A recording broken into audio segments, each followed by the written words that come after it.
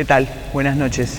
Me llamo Nicolás Welschen, soy médico veterinario y trabajo en el área de crianza artificial de terneros. Tema bastante complejo, por cierto. Pero bueno, la idea de esta charla va a ser tratar de hacer un abordaje de la crianza de la ternera. No vamos a hablar de lo que es el macho lando o la carne derivada del tambo.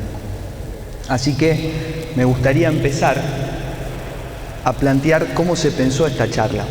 Esta charla se pensó en función de una revisión, si vemos la fecha 2020-2021, de un grupo de investigadores canadienses que hicieron un trabajo, se llama un metaanálisis, es decir, analizan mucha información de muchos trabajos científicos publicados en el área de crianza de terneros y tratar de definir cuál es el momento óptimo para que la vaquillona me entre al tambo.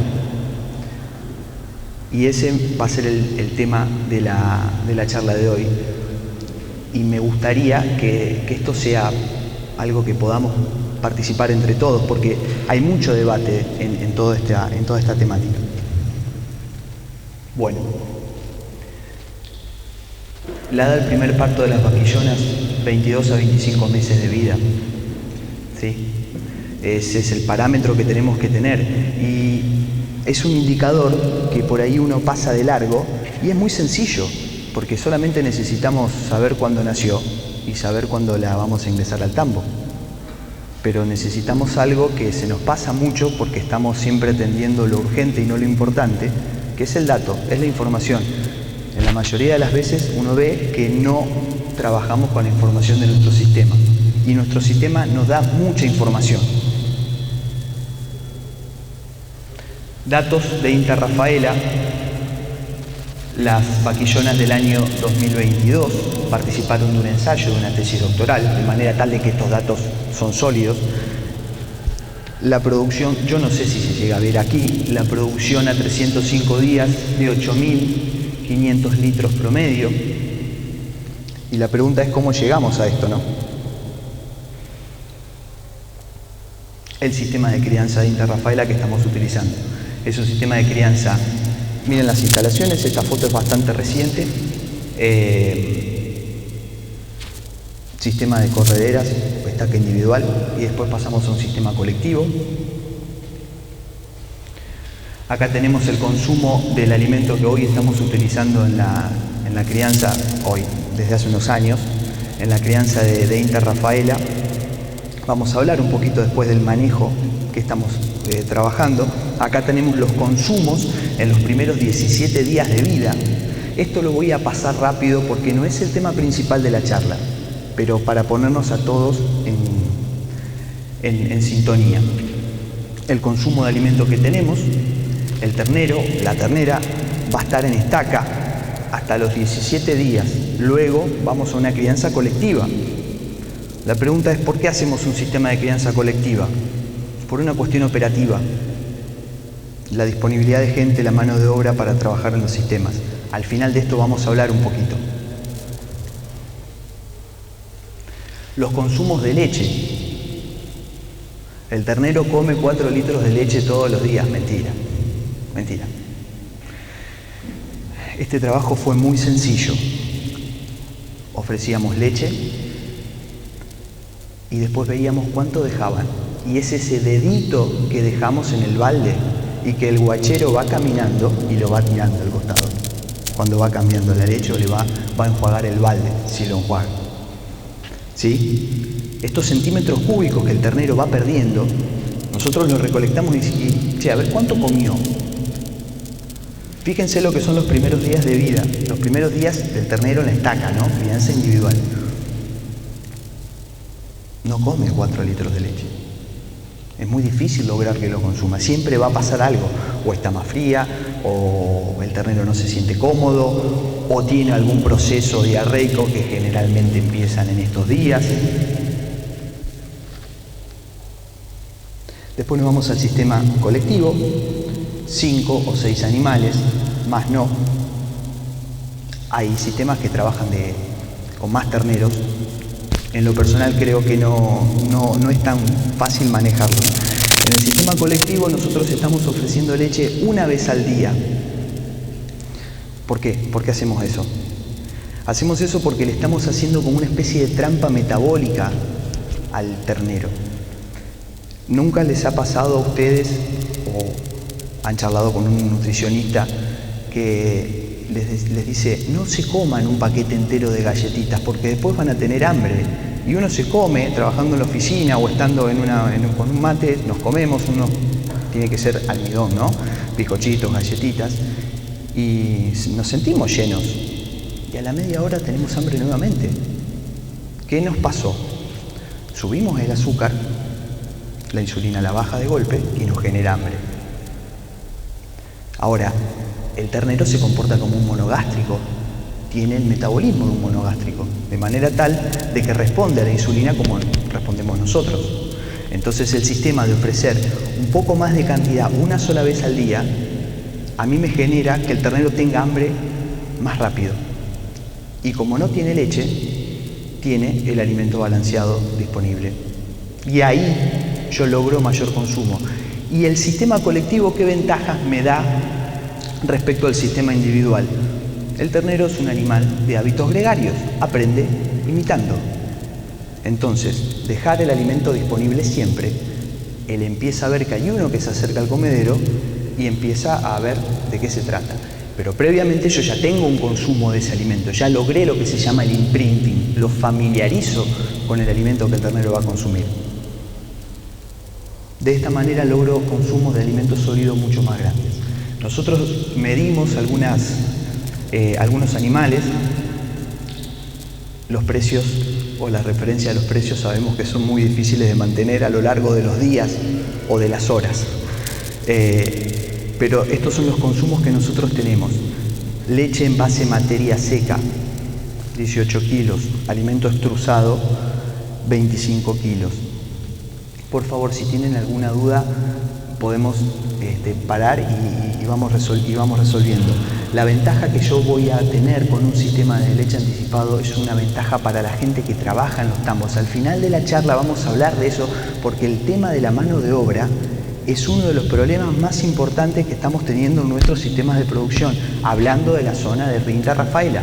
Desconozco las otras cuencas lecheras, pero en nuestro punto de trabajo el conflicto más recurrente es el personal. Y es un trabajo que se soluciona tranqueras adentro, pero también necesitamos políticas tranqueras afuera.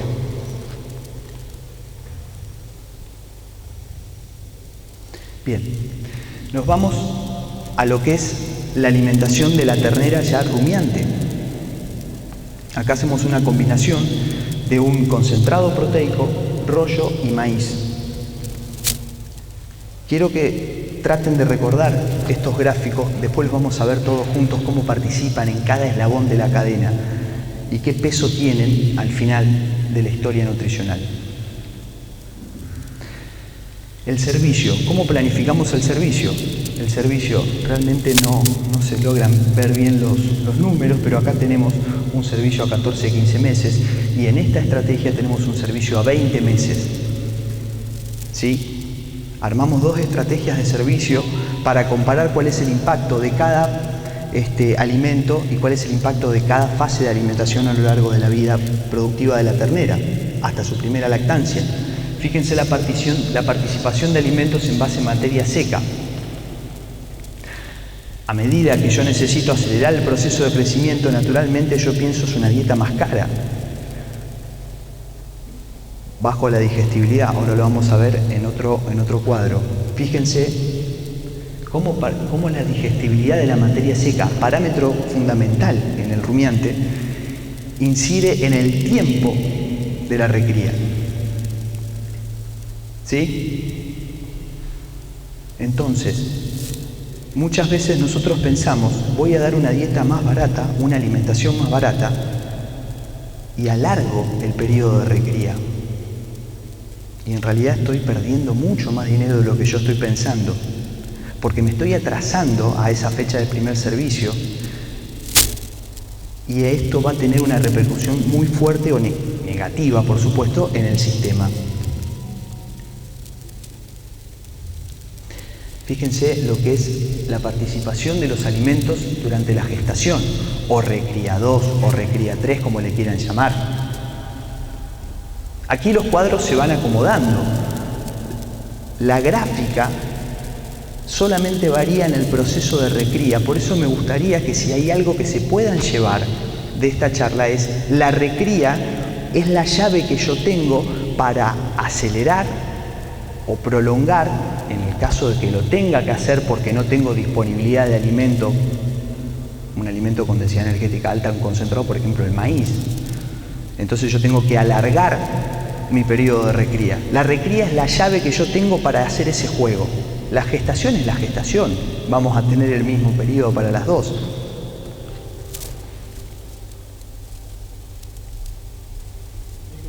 Sí. Perdón, no se llegan a ver los porcentajes. Bien. Silaje de maíz medio grano. Vamos de la recría. Gracias, Ale, por la acotación. Bien. Esta es una alimentación, es la que usamos nosotros, ¿eh? Puede ser cualquiera. De todas maneras, los requerimientos ya están definidos. Nosotros tenemos que llegar a un requerimiento nutricional. ¿Cómo llegamos? Lo hacemos en función a los alimentos que tenemos disponibles. Silo de maíz para una estrategia de servicio a 14 meses me va a representar el 16%, mientras que para una estrategia de servicio a 20 meses me va a representar el 56%. Silo de alfalfa, en nuestro caso, nos representó el 23% del consumo total. No significa que lleva el 23% de la ración, sino que me representa lo que yo, de todos los alimentos que integran el periodo de recría, yo voy a necesitar de este alimento el 16%, de la alfalfa un 23%, de un pellet de girasol un 34%. Fíjense la diferencia, por ejemplo, cuando lo que estábamos hablando previamente, los alimentos concentrados. Utilizo el 34% cuando necesito llegar a una dieta más digestible, mientras que utilizo el 13% cuando quiero que una alimentación sea menos digestible. Y acá es donde entra el razonamiento que es medio confuso. La dieta de una estrategia de servicio más larga me es más barata en el día, pero financieramente me sale más caro porque estoy utilizando más alimento. No sé si está quedando claro ese concepto. Nuevamente los cuadros de digestibilidad que ya pasamos, y fíjense que para la gestación ya las diferencias son mínimas. Para silaje 44%, en la otra 46%, para maíz un 16% en ambas categorías. Es decir, la recría es la llave que yo tengo para manejar cómo voy a distribuir esos alimentos. Estos cuadros son comparativos. Acá estamos hablando de los consumos de materia seca de cada alimento y el precio en ese momento que se hizo el estudio. Por supuesto, los precios van a variar. Esto después lo corregimos con el Excel, ¿no? Bien. Finalmente la lactancia, que la lactancia es Les pregunto a ustedes, ¿el costo de la vaquillona lo llevan hasta que se preña o hasta la lactancia? ¿Quién me puede decir? Hasta la lactancia. Yo comparto con usted, esa es la forma de hacerlo. Pero no está de acuerdo conmigo con que hay muchas personas que llevan el costo de la vaquillona hasta que se preña. Claro, es hasta el retorno, pero hay muchas personas que la llevan. A mí me costó llegar hasta el servicio. Che, ¿y la gestación? Parece una obviedad, pero no se tiene mucho en cuenta. Nuevamente los cuadros. Y acá está la parte, a mi juicio, más interesante de todo esto. Bien, con un servicio a 14 a 15 meses, para lograr un parto entre 22 a 25 meses, que habíamos dicho que la evidencia científica decía que es lo ideal para mantener la longevidad de las vacas, para mantener la producción, maximizar el retorno económico, la etapa de lactante, lo que me representa el ternero es el 2%. Cuando uno va a un campo, lo que primero ve es, se le da la leche de descarte, Se le da la leche de transición que muchas veces está mezclada con la leche de mastitis. No se piensa en el alimento del ternero. Estamos ahorrando en una categoría que miren el impacto que tiene sobre el costo total. Todas son necesarias, sí. Leche de descarte. Sí. ¿Es bueno darle leche con antibiótico a las hembras? ¿Qué pregunta? La biblioteca está dividida en dos. En aquellos que dicen que eso puede generar resistencia y los que dicen que no. La otra pregunta es, ¿tirar leche? La tiramos al suelo. El macho. Bien, al macho. Comparto. Yo la usaría, no la tiraría, porque la leche tiene una demanda biológica de oxígeno muy grande, para tirar contamina mucho. La usaría en el macho. La usaría en el macho. Pero uno empieza a ver que las etapas más jóvenes del animal, donde el animal es más chico, y se acuerdan el gráfico de la digestibilidad, que la digestibilidad era mucho más alta en estas categorías, es lo que menos me representa en el costo total de la crianza. Y es donde uno suele encontrar las mayores falencias de alimentación, porque el costo de la unidad de ese producto es caro, pero en el volumen total no me representa nada. ¿Me van siguiendo? ¿Va quedando claro? El verdadero costo lo tengo en que la recría se me prolongue. Muchas veces se ve un mal manejo de la recría, porque es una categoría que no hay retorno, ni hablar del ternero. El ternero es una categoría que está totalmente menospreciada. Ternero, ternera, ¿no? Una categoría que está totalmente menospreciada, porque yo voy a atender lo urgente, voy a atender la vaca que me va a poner los litros en el tanque. Y uno lo entiende a eso. Pero no tenemos que perder el bosque por el árbol, ¿eh? La recría no se tiene planificado. No se piensa así en hacer una IATF. A lo mejor alguno de ustedes me dice, no, pero yo hago una IATF. Sí, bueno, pero eso no es solamente, no es planificar una recría. Planificar una recría es tratar de segmentarla para decir, bueno, vamos a llegar en la mayoría de los animales con un servicio entre 14 y 16 meses. Vamos a tratar de que nuestra vaquillona me entre al tambo entre 22 y 25 meses. Fíjense que hay un rango.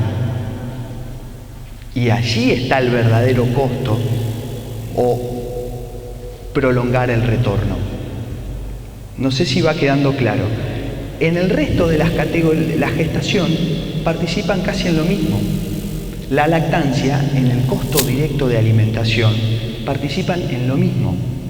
Y nosotros lo que vemos en los sistemas es que el mayor regateo se hace en la etapa que menos participa en la historia de la alimentación de la vaquillona.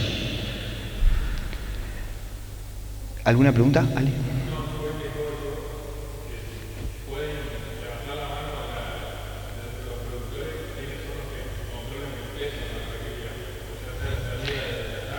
Iba al final.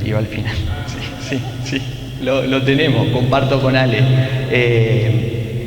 ¿Cuántas balanzas tenemos? ¿Cuántos tambos debe haber acá? Vamos a poner 15 tambos, 17 tambos.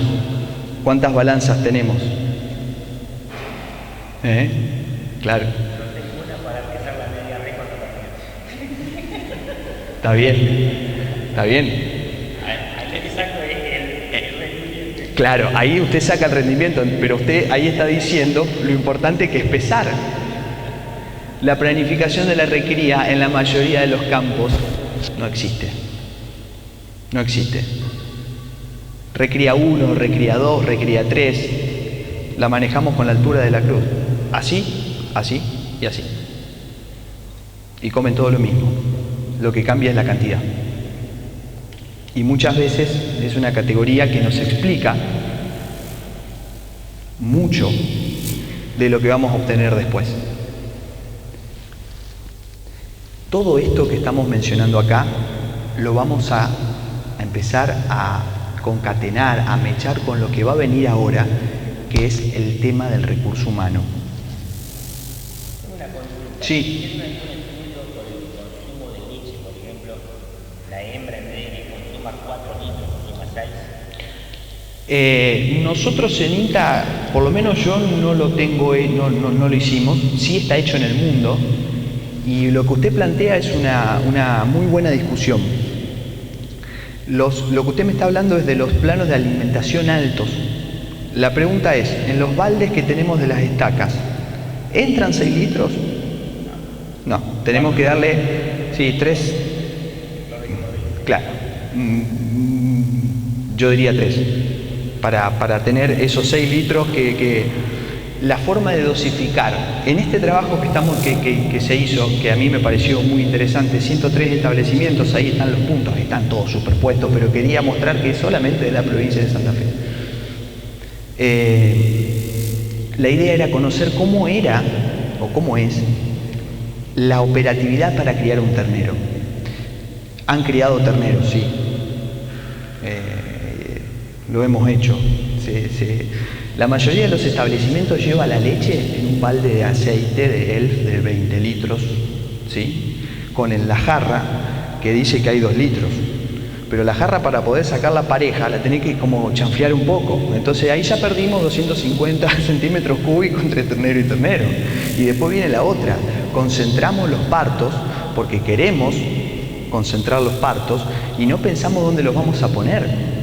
Entonces de repente nos topamos en un sistema de 180 vacas que tenemos muchos terneros, vamos a poner 6, 7 terneros que están en etapa de aprendizaje de balde. El guachero tiene que enseñarle a tomar el balde y el balde está sin tapa. Entonces toma calentito el primero, los otros pobres. En verano, contaminación. Y en invierno toman frío. Y como no quieren tomar, le terminamos metiendo la cabeza dentro del balde hasta que saca burbuja y después la sacamos. ¿Sí? Y después se mueren los terneros.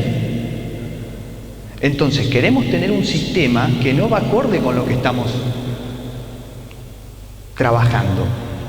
Cuando hablamos de los altos planos de alimentación, yo estoy de acuerdo, perfecto. Ahora, ¿cómo vamos a distribuir la leche? Hemos visto campos donde se sacaba la leche, temperatura glándula mamaria, caminando con 2 tachos de aceite de 20 litros, con la jarrita adentro, y el guachero llegaba con toda la bombacha manchada con leche de al lado afuera, y no, yo le doy 2 litros a cada uno, y perdiste 4 en el camino, hermano. Entonces, es ahí donde uno ve que el sistema empieza a crujir un poco. Bien. Recuento de tambos con el asesoramiento veterinario. Y ahora sí me gustaría que ustedes participen porque esta me parece que es la parte más dinámica de la charla. Podemos volver a los gráficos cuando ustedes lo quieran. Hasta 148 animales de 14 tambos. Uno solo con asesoramiento veterinario, exclusivo a la guachera. ¿Qué significa exclusivo a la guachera? No es el colega que va al campo, hace los tactos y mira a los terneros y cambia de antibiótico y nos vamos. Sino que hace un seguimiento. El primer seguimiento que tenemos que pensar en un ternero es medir la eficiencia de calostrado. Es el primer parámetro que tenemos que tener en cuenta. Hace unos cuantos años se usaban pruebas diagnósticas para estimar el calostro. Hoy ya la tecnología nos permite medir calostrado en 15 minutos, que es lo que tarda una centrífuga en separar el suero y poder medirlo con un refractómetro y tener una especie de control del concepto de inmunidad de rebaño, término muy escuchado en los últimos años por la pandemia de COVID. La inmunidad de rebaño es muy importante en una crianza de terneros. No es lo mismo un ternero bien calostrado rodeado de 5 terneros mal calostrados.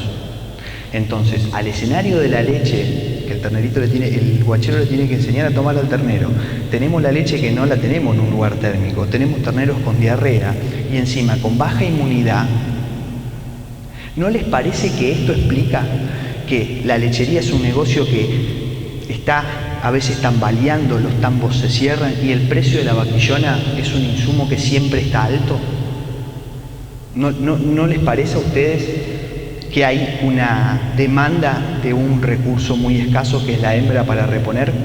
Por eso el precio, que el mercado lo determina, es muy alto. Porque faltan, porque se nos van perdiendo en el camino. Entonces podemos pensar, hago una IATF de las vaquillonas y tengo 15 partos por semana y después me doy cuenta que no tengo estacas para poner los terneritos que me nacen de ese semen sexado. O pido un crédito, compro vaquillonas para reponer y en 3 años tengo la misma cantidad de vacas que tenía al momento de pedir el crédito y todavía tengo que pagar el crédito.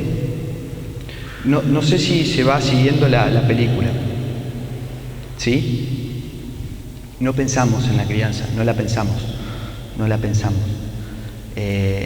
No sé a ustedes si les ha pasado, pero este marzo fue terrible. Calor. No teníamos sombra. ¿Dónde poníamos un ternero? Y se han perdido varios terneros. Hubo tambos que estuvieron muy complicados.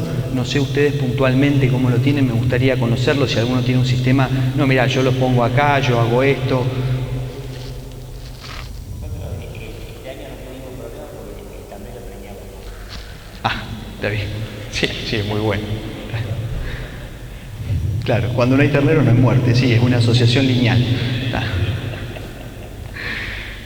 Tema que a mí en lo personal me parece que hay que atender. Antigüedad en años de los operarios en los sistemas lecheros. Hasta 118 animales, entre 150 y 180 animales, vaca total. 180 a 240, más de 240. Fíjense que la media podríamos decir que está en 2 años. Al principio de la charla hablamos de que el retorno de una vaquillona idealmente tendría que estar entre los 22 y los 25 meses. Este se fue antes de ver el fruto de su esfuerzo. Aquel también. La tasa de rotación de empleados es un problema muy importante. Ahora, las causas son varias. Tranqueras adentro tenemos una responsabilidad y lamentablemente tranqueras afuera no tenemos un país que acompañe. Y eso incide mucho también. La tasa de rotación de empleados incide porque la crianza de terneros es dependiente 100% del guachero. Hay tambos que uno los ve y dice, ¿cómo hacen para que estén vivos? Y lo primero que yo pienso, porque soy desconfiado, es, este no cuenta. ¿Se te mueren? No. No los contás. Es como lo que me dijo usted, si no nacen no se me van a morir. Bueno, pero tienen un tacto, tienen una forma de hacer la crianza, termina siendo un arte. Hubo un profesor muy querido en la Facultad de Esperanza, Rodríguez, que escribió un manual y definía la crianza de terneros como un arte, donde no hay un tecnicismo, sino también hay una especie de contacto. Hay personas que dicen, mañana ya me va, y ese tacto es muy importante. El problema es que los empleados van rotando y vamos cambiando de tambero o de empleados de tambero muy rápido. Entonces nunca podemos tener un sistema. Y yo les pregunto a ustedes, un sistema estabilizado, perdón, yo les pregunto a ustedes, ¿en cuánto tiempo pensamos que vamos a solucionar un problema de mortalidad en la crianza? 3. Una semana. Un problema de mortalidad, sí, en el momento lo solucionaste en una semana. El proceso para estabilizar nos lleva mucho tiempo, 3 años, 2 años. Cambiamos al veterinario asesor muchas veces antes de tener el resultado. En una semana solucionamos un problema puntual del ternero que está enfermo hoy.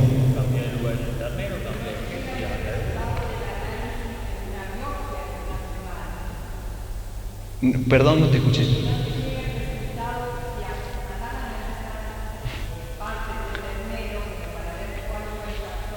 Sí. Sí, tal cual. Y el medio se sigue muriendo. Yo creo que no es en una semana. En una semana podemos atender lo urgente. Ahora, a mí me gustaría tener un índice de mortalidad aceptable, y fíjense que no hablo de 5, 3, 4, 8, 10, un índice de mortalidad aceptable es el que a mí me permita crecer, y para una empresa, para un tambo, una empresa puede ser, no quiero crecer, yo quiero el excedente venderlo. Perfecto. ¿Y el índice de mortalidad y cuál es? Che, ¿y pensamos en la tasa de descarte? Porque si yo tengo el agujero más grande que el agujero del que entran, no vamos a llegar nunca a ese equilibrio, ¿no? Entonces el índice de mortalidad es un concepto o un indicador que se tiene que discutir con el asesor, ahí donde entra la planificación, y ahí donde yo creo que el concepto de resolver un problema en una crianza de terneros no es solamente cambiamos el antibiótico, se dejaron de morir y después nos vamos, porque al otro mes estamos más o menos en el mismo problema.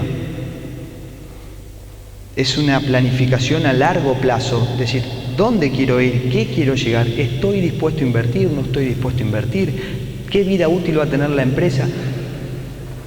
Un productor, 60 años, los hijos no quieren seguir.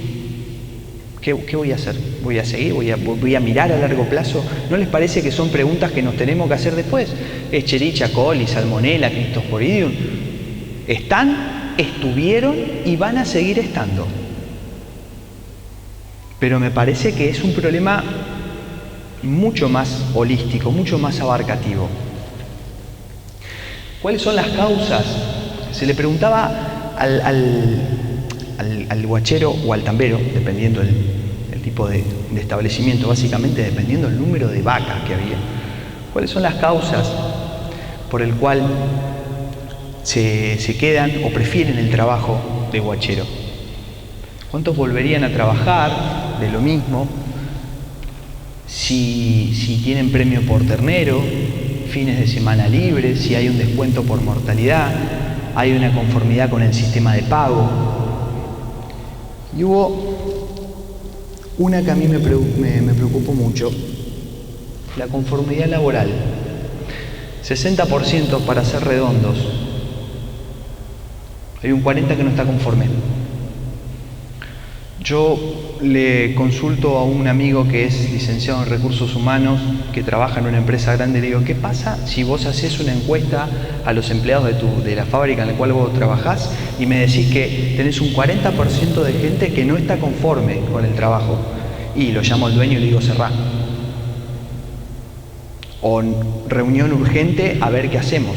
Por supuesto, acá estamos hablando a nivel de población, estamos hablando de cada establecimiento. Pero la conformidad laboral es un parámetro muy importante. ¿Trabajamos con gente que quiere ser tambero o trabajamos con gente que no quiere hacer, no puede, no quiere, no sabe hacer otra cosa y viene al tambo porque, y bueno, acá, ¿qué me van a decir? ¿No les parece?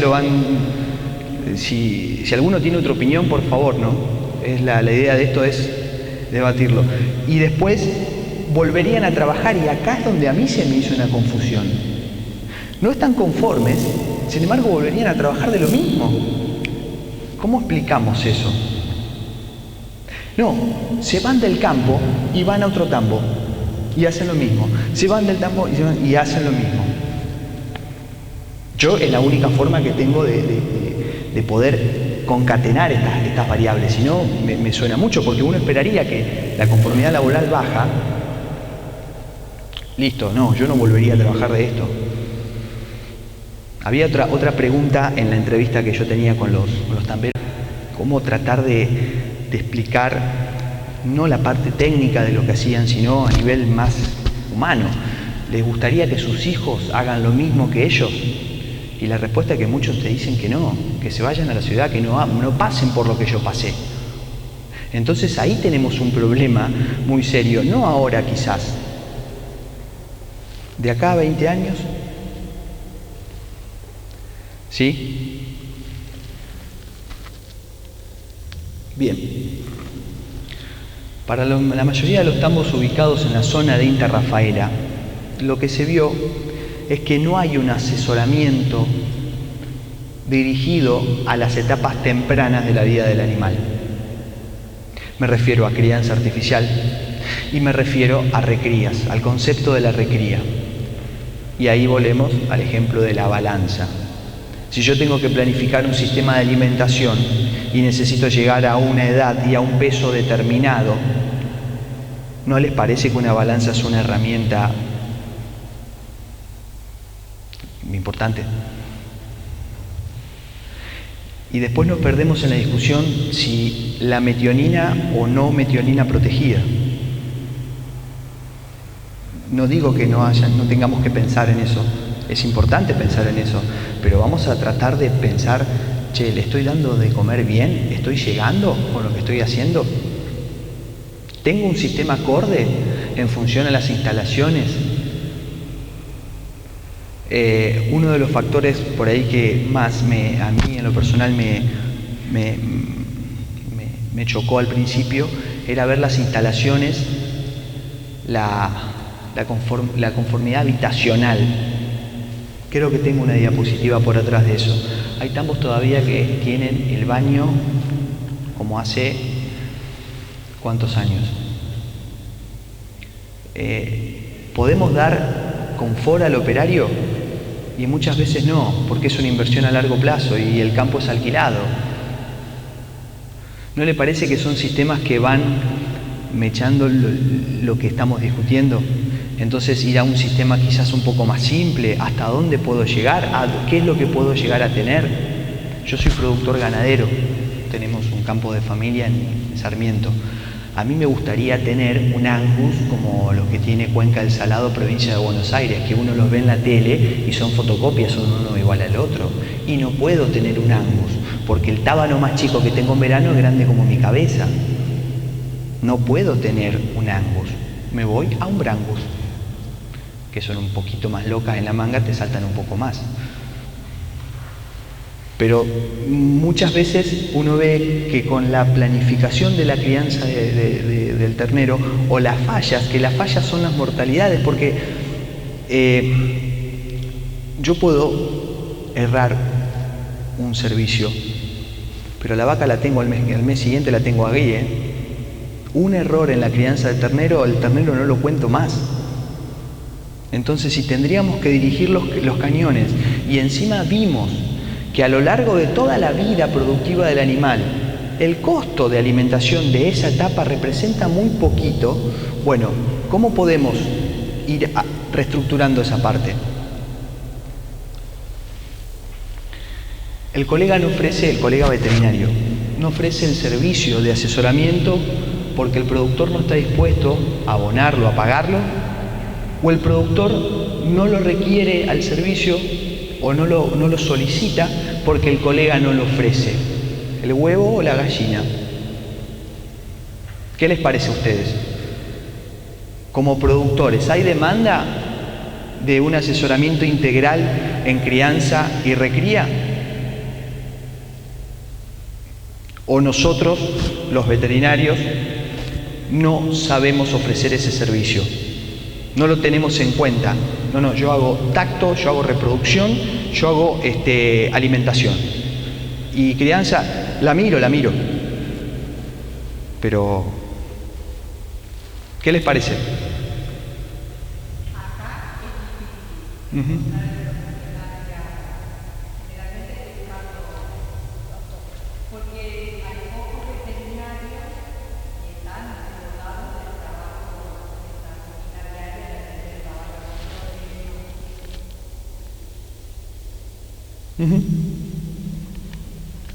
Lo que usted dice se manifiesta un poco en esto. Sin embargo, los tambos que empiezan a crecer en animales son los que empiezan a demandar a un profesional un poco más especializado en un área. ¿Sí? Entonces vuelve una pregunta que va hacia ustedes. ¿Crecieron porque se dieron cuenta que se tienen que nutrir de llamémosle diferentes especialistas? ¿O no? ¿O dijeron, no, con uno solo yo hago todo?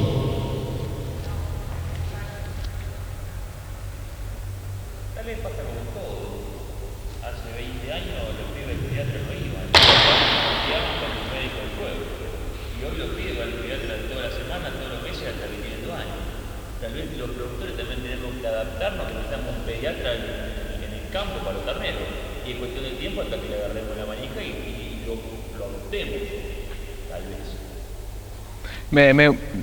Se escucha, porque esta parte que es más de debate, perdón, sí, acá, ¿tu nombre? Miguel. Miguel hizo un comentario que me pareció muy interesante, haciendo una analogía con el pediatra de humanos y con la necesidad de tener, de recurrir al pediatra de manera asidua, así. A mí, Miguel, me da la sensación de que muchas veces nos enfrentamos al dicho: mi abuelo crió los terneros toda la vida y no se le morían. ¿Cuántas vacas tenía ese tambo? ¿80? ¿Cuántas IATF se hacían? ¿Qué era la IATF? El toro con la vaca todo el año. 80 vacas. ¿Qué probabilidad hay de que me nazcan 3 terneros en una semana? No le estoy diciendo en un día. Entonces íbamos a una guachera y veíamos un ternerito chiquitito, otro un poquito más grande y el mamón grandote que quedaba dando vuelta en el patio. Y el equipo de trabajo eran 3, 4 personas. Y muchas veces los terneros tenían nombre. A ese lo había criado la sobrina del tambero, a este me lo llevé a casa porque, mirá, nació 7 mesino. Y queremos el mismo resultado con el doble de animales y con protocolos vamos a concentrar las pariciones porque tenemos que aprovechar el recurso forrajero y está perfecto. Pero ¿quién se va a hacer cargo de la criatura? ¿Quién se va a hacer cargo después de alimentar, de dar de la sombra